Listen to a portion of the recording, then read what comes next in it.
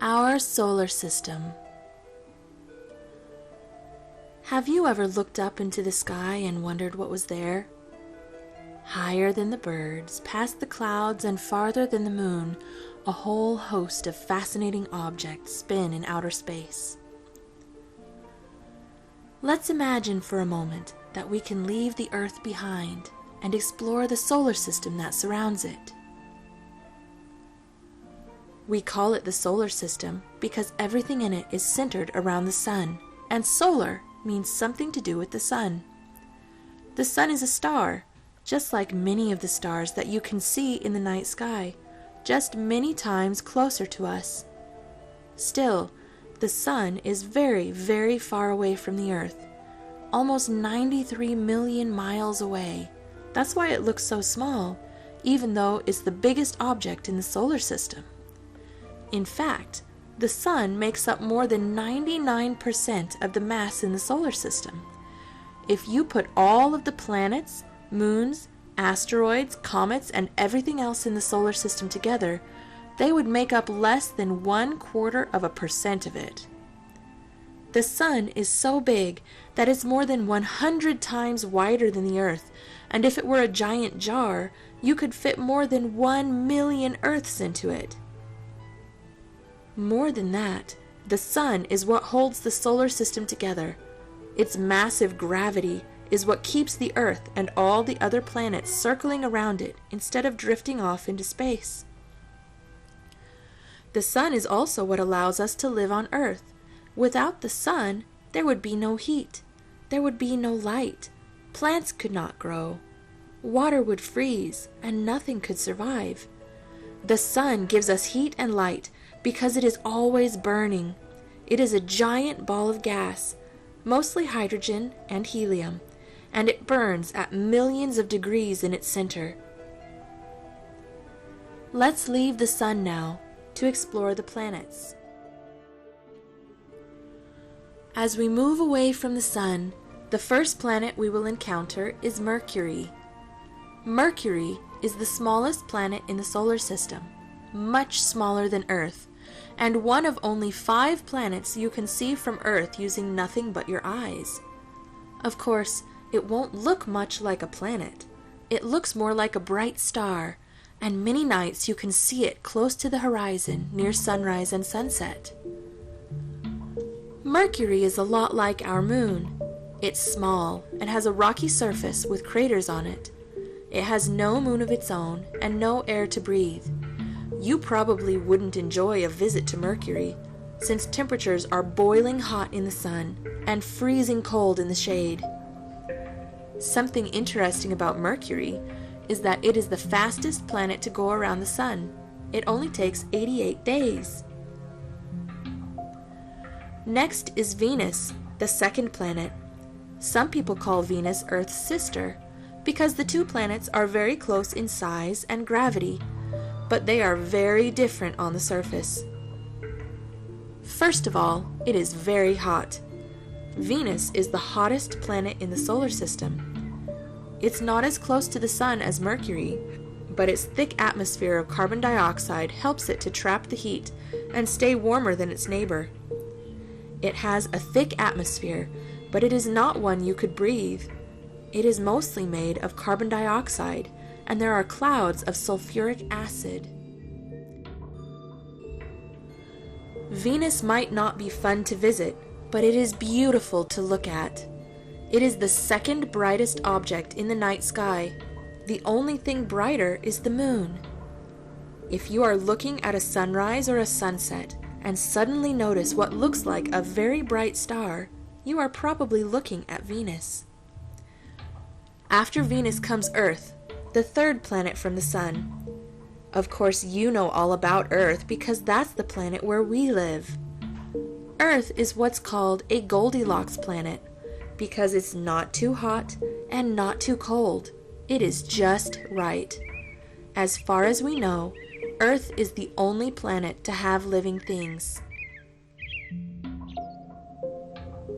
Let's leave Earth again for a moment, though, and visit Mars, the fourth planet from the sun. Mars is known as the red planet because iron oxide, a material like rust, in the soil gives it a reddish color. Mars is smaller than Venus and the Earth, but larger than Mercury. It is cold and rocky, with a thin atmosphere made of carbon dioxide and oxygen. There is water ice on Mars. Scientists are very interested in Mars because they think that people could live there with the help of some special equipment. Rockets and probes have already been sent there to gain more information about the planet. Right now, there are 2 special robots exploring the surface of Mars, sending information back to Earth. Mars is the first planet we've visited today besides Earth to have its own moons. It has 2, although they are not big and round like our moon. Mars's moons are small and irregular. Scientists think they may be captured asteroids. Maybe they came from the big asteroid belt that is between Mars and Jupiter. An asteroid belt is a big ring of asteroids, or rocky objects, orbiting the Sun. Jupiter comes next, the 5th planet in the solar system. Jupiter is the largest planet and is something called a gas giant. It is called this because it is really big and made mostly of gases. Jupiter is so big that you would have to place 11 Earths end to end just to stretch across its middle.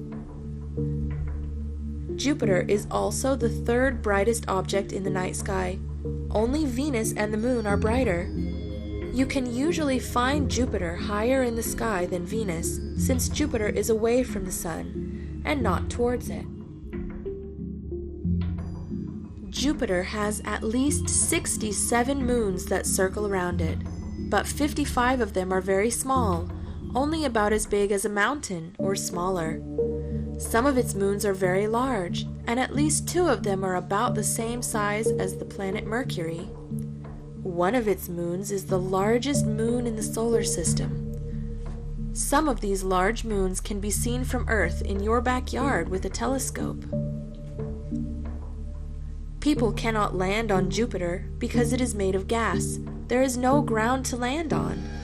Even if there was somewhere to land, Jupiter is covered by terrible storms, much stronger than even the strongest storms on Earth. One storm that we know about can be seen from Earth. We call it the Great Red Spot because that's what it looks like, and it has been going on for at least 200 years. After Jupiter comes Saturn, another gas giant.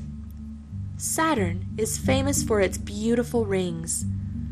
Although they look solid from a distance, the rings are actually made from many, many small ice particles, as well as rocks and dust.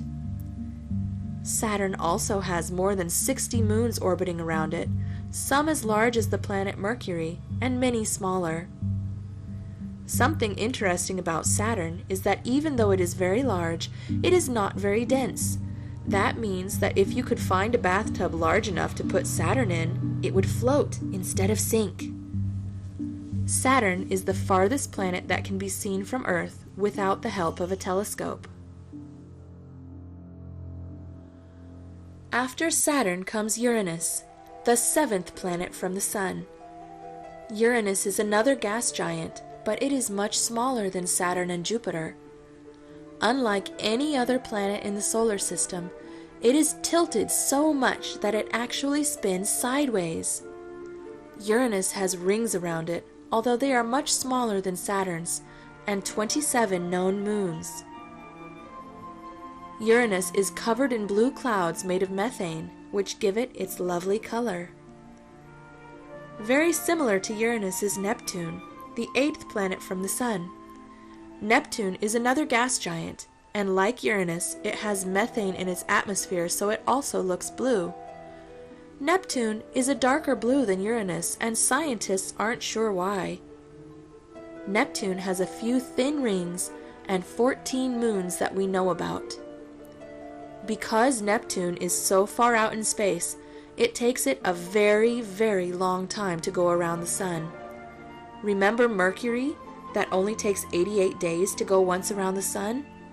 Poor Neptune takes over 164 years to finish an orbit around the sun. The last time that Neptune was in the same place it is now was before the American Civil War, before computers, phones, airplanes, or cars had been invented. Neptune has the longest orbit of any planet in the solar system. Now you may think that I've forgotten someone. Pluto. Pluto was discovered in 1930 and was listed as the 9th planet in the solar system. As it was studied longer, scientists realized how small it is. It is much smaller than any other planet in the solar system, and even smaller than many other moons. Plus, people started to discover other small, rocky planet-like objects in space near Pluto. Some of them were even bigger than Pluto. In 2006, after 76 years being listed as a planet, Pluto was declared a dwarf planet to show that it was something that was like a planet but much smaller. There are at least 6 dwarf planets in the solar system and possibly many, many more.